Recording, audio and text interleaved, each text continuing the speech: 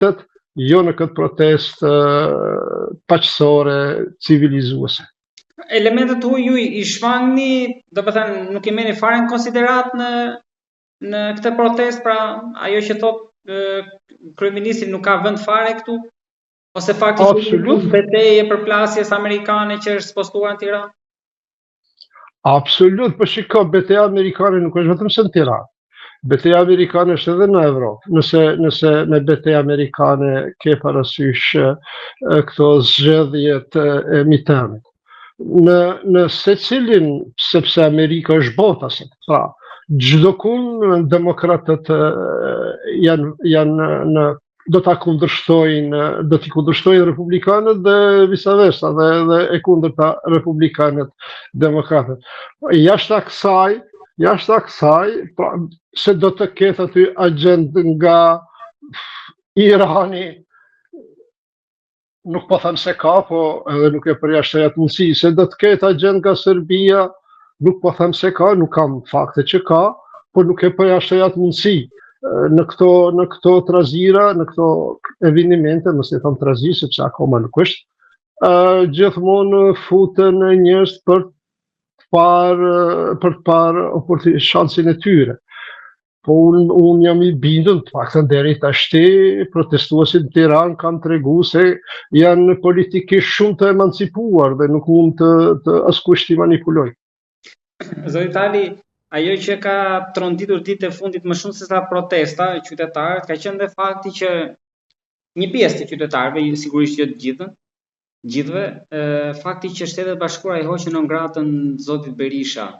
Nuk ishim parë dhe dëgjuar ndonjëherë deri tani që kishte ndodhur diçka e tillë. Kjo erdhi në kulmin e protestës, erdhi në një moment që Berisha po mbështeste investimin e Kushnerit, e dhëndrit të Trumpit, por ka ngritur shumë pikpyetje sepse amerikanët shikoheshin si të pagabueshëm, aq më tepër që realiteti që ata vendosën pra sankcionimi shumë perceptohej edhe nga Iran, nga të majtën Shqipëri që Berisha është i korruptuar edhe sipas tyre i meritonte këtë, ndërkohë që tani erdhi e papritur që duket sikur e pastroi me heqjen e kësaj. Po shikoni, Amerika është sinonim. Vlerat demokratike, pra këto duhet të jenë gjithmonë, si them, beacon, lampa drejtuese për ne. Por në Amerika mafia, në Amerika vrasës, në Amerikë, do të thonë nuk është Amerika parajs. Vlerat amerikane po duhet t'i synojnë. Prandaj këso gjëra ndodhin, ne dim kaluarën e Pinochetin, interesat politike se si janë sjellë. Madje se unë po ju ndërpres, po për të dalë tek interesat që ju thatë, tek argumenti theksoi që për hir të interesave të Shtetet Bashkuara të Amerikës. A kjo është një interes i Shtetet Bashkuara të Amerikës? Po, shiko, ajo Berisha është në interes të Shteteve të Bashkuara i bie kështu. Spari mirë që është hek, duhet i gëzohemi fakti se nuk ka politika shqiptar që është në embargon e Amerikës. Kjo është përgjithësi mirë për neve shqiptarët, për skenën politike në Shqipëri, sado që mos pajtimet kemi. Po flasim për një ish president, ish kryeminist. Absolut. Dhe për më tepër në moshë që nuk e di, unë i uroj jetë të gjatë, si thonë, sa malet me borë, por nuk i dihet. Është atë moshën kur mund të ndodhë gjithçka dhe shumicja kanë hjek për biografinë e tij. Sali Berisha se mendoj që në jetën e tij është mundu të bëj gjëra të mira për Shqipërinë. Sa ja ka arrit është çështje e diskutimit, e debatit është, varësisht kush. Unë po them, një kohë edhe Sali Berishën shumë e kam përkrah, por kemi fazat e ndryshme të jetës, ka herë edhe bëhemi të tepërt. Ekspresion që ndaj Ramës që alternativës unë ja hoqa non gradën. Unë nuk e shoh alternativë Sali Berishën, t'jem shumë i sinqert me juve. Unë shoh alternativë dikë edhe presion dikë nga kjo protestë, nga këta politikanët e rinj, pa marrë parasysh gjinin, u murë vesh, s'kom nevojë tash për çdo herë të them politikanen apo politikanin. Pra, unë presh kjo protest na ashtu siç ishte protestat e vitit 90 që na nxorën Sali Berisha, na nxorën atë plejadën e politikanëve të kohës, edhe kjo protest na nxjerr disa politikanë të ri, të cilët do ta shërbejnë Shqipërinë mbase dekadën e radhës. Zoti Tali, do kalojmë tek gjysma jonë tjetër me mirë Kosova. Situata aty, sigur ne diskutuam edhe javën e parë para zgjedhjeve, nuk është se fitoi bojkoti, ajo që ju e keni thënë që pjesëmarrja e theksuat madje disa herë do jetë ajo që do tërheq më shumë, që do vendos domethënë. Prap jemi në krizë politike. Në këtë radhë Albin Kurti kishte njërën, i donte të dyja, tani humbi të dyja.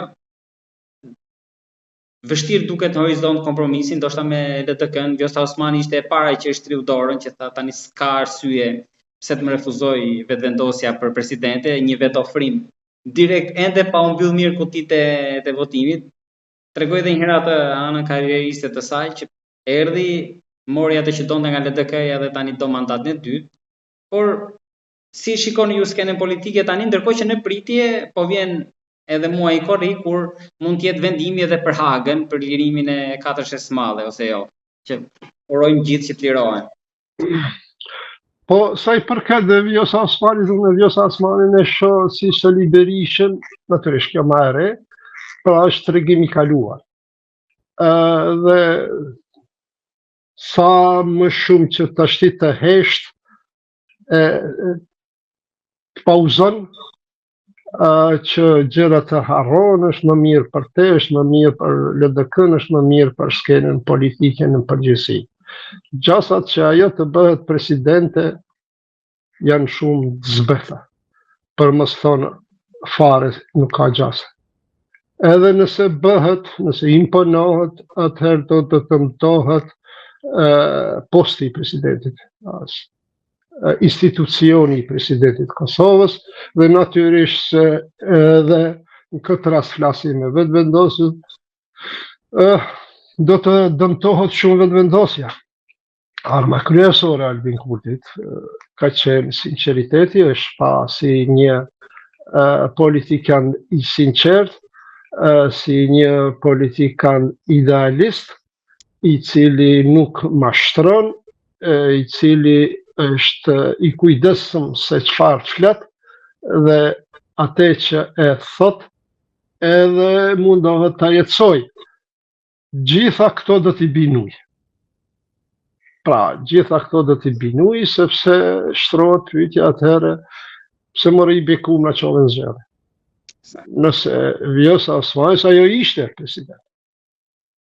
Pra, gjasat kështu ta vullosin për mos ta fut më në diskutim apo në diskurs të paktën mes me edhe teje, që Vjosa Osmani nuk vjen konsiderim të bëhet presidente dhe sa më shpejt që ajo ta pajtohet me këtë fakt është më mirë për zonjën në fjalë, por edhe për LDK-n, edhe për skenën politike të Kosovës.